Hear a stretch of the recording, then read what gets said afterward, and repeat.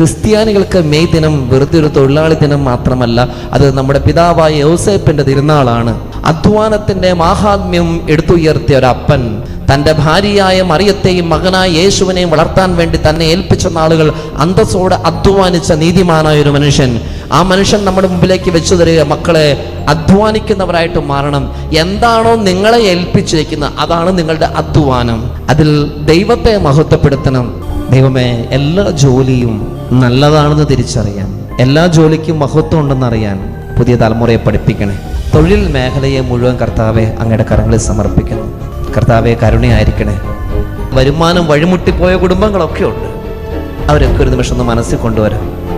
എല്ലാവരെയും യേശുപിതാവിൻ്റെ മാധ്യസ്ഥത്തിന് സമർപ്പിക്കാം.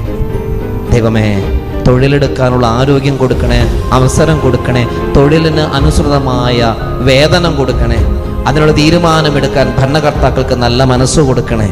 എല്ലാ തൊഴിലിനെയും ബഹുമാനിക്കാൻ, തൊഴിലിൻ്റെ പേരിൽ ആരെയും മാറ്റി നിർത്താനോ പരിഹസിക്കാനോ തരം താഴ്ത്തി സംസാരിക്കാനോ കർത്താവെ ഞങ്ങളെ അനുവദിക്കരുതേ.